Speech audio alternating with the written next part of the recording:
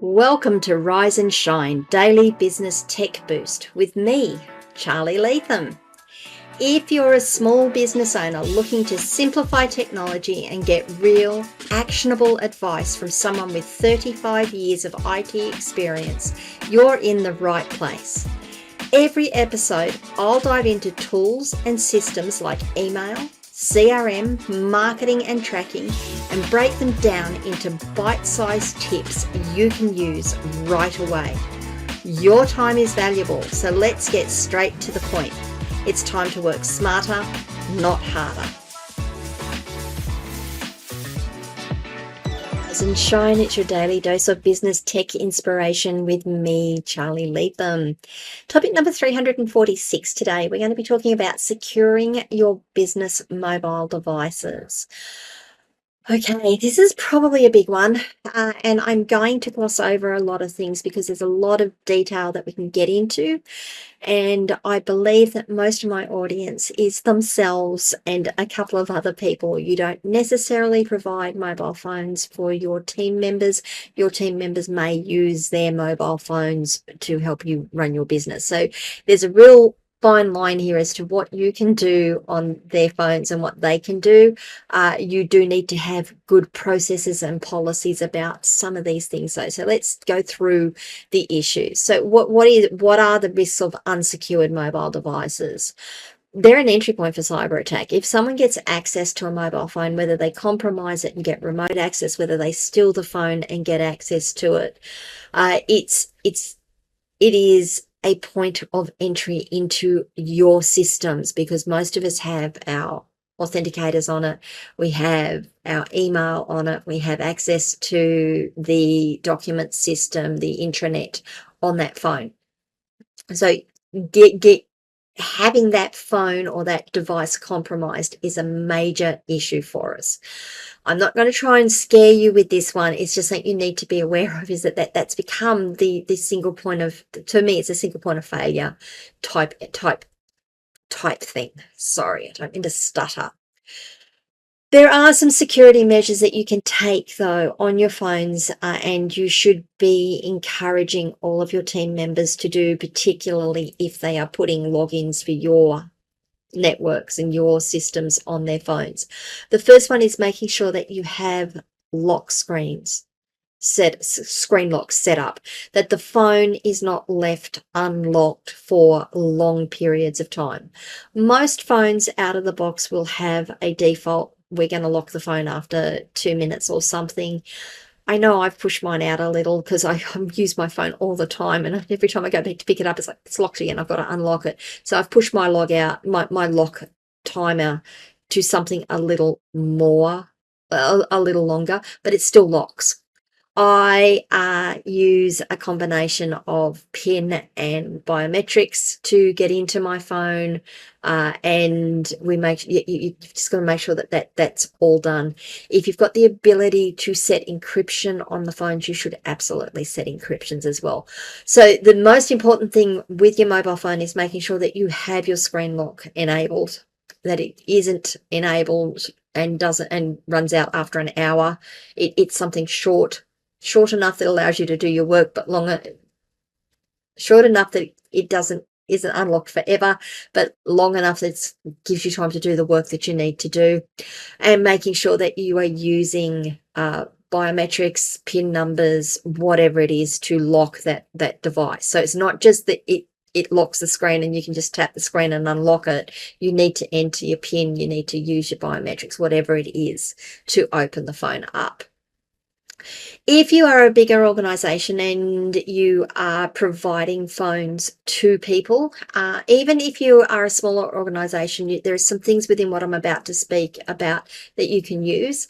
You need to be using mobile device management solutions. Now, what that means is that you can enforce security policies on the phone. You can actually set the lock time. You can set whether they've got to use a PIN or biometrics or whatever it is.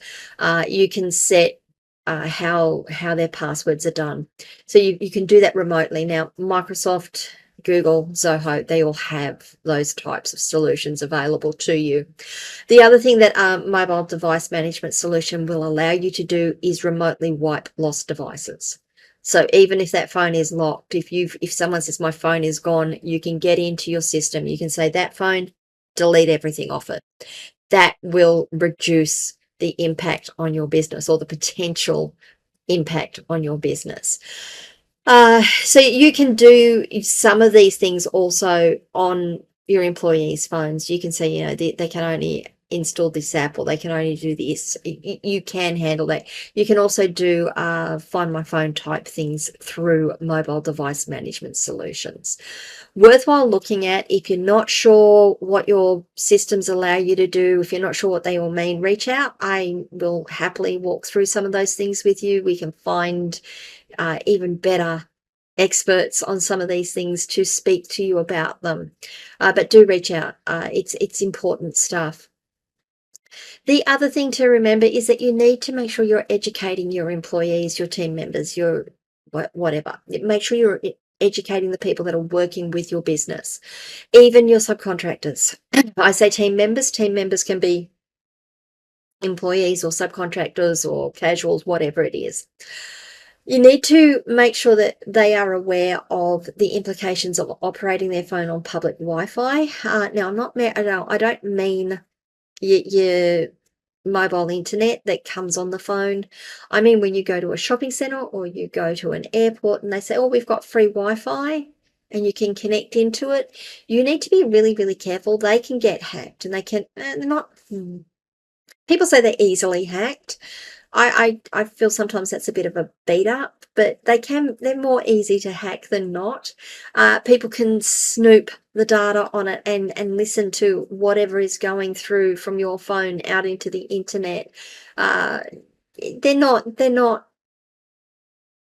great in terms of security, so you need to be really careful.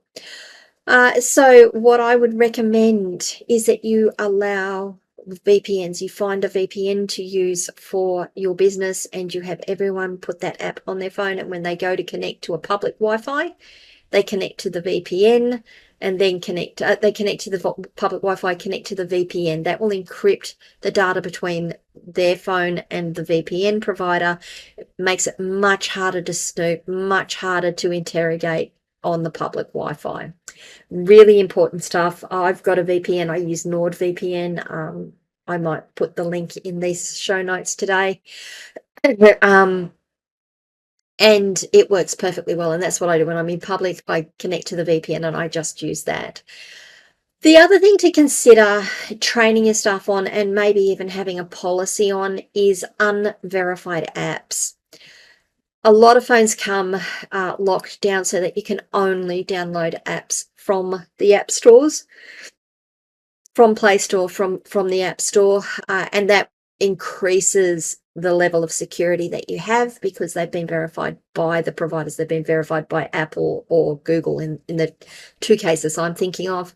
Samsung, they've also been, if you've got a Samsung phone and you're using the Samsung App Store, Samsung also verify the apps. Yeah, they don't get in there unless they've gone through relatively extensive security reviews. That's the best way of putting that.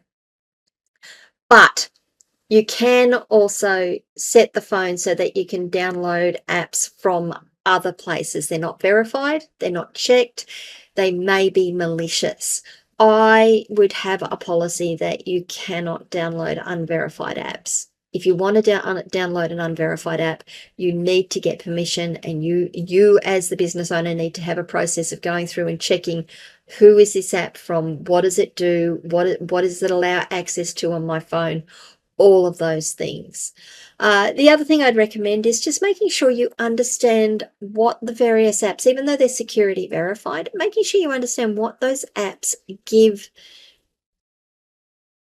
request access to on the phone, give permission to have, or ask for permission, give them permission to access on the phone, and what's transmitted where. Sometimes you can't avoid it, but knowing what is there and knowing what your exposure is a good thing, a really, really good thing. So, and finally, just make sure that they have their mobile phones with them, that they don't leave them out in public. They don't leave them.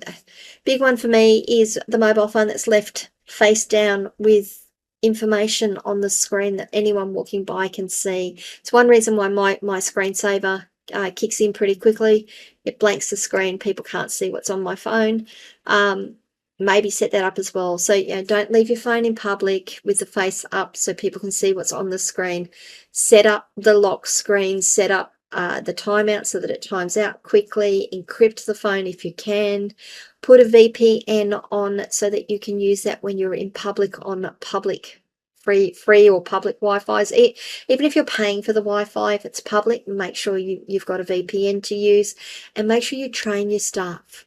Make sure they understand the risks associated with some of the things they may be doing when they're using their phone. All right, guys, that one's a little more high level. I may dig down into some of that a bit later on. What do you guys think? How do you feel about having mobile phones like this? Had you thought about some of the things I've spoken about today? What are some of the steps you take to ensure the security of your phone and your business as a result of that? I would love to know. Leave comments wherever you are watching or listening to this video. If you can remember to like the video, subscribe to the channel, ring the notification bell, I would really appreciate it. If you want to have a chat to me, come across to our locals community, locals.askcharlyleetham.com. I'm there. You can ask me questions. We can shoot the breeze. You can ask for recommendations, pose questions. Who knows? Someone might even ask a question that you can answer. That's part of the idea of the locals community. Or you can send me a DM on any of our social media channels and I will respond to you. Thanks, guys. You have a fantastic and safe day. Tomorrow we are going to be going back into backups and discussing them a little further. Talk to you later. Bye. Hey there. Thanks so much for tuning in to Rise and Shine, your daily business tech boost. I hope today's episode gave you some actionable insights that will make your business tech work smarter for you. If you found value, be sure to subscribe, leave a review, and share it with other small business owners who could use a daily boost. For more tips, tools, and resources, visit www.askcharlyleetham.com. Until next time, keep rising, keep shining, and let's make tech simple together.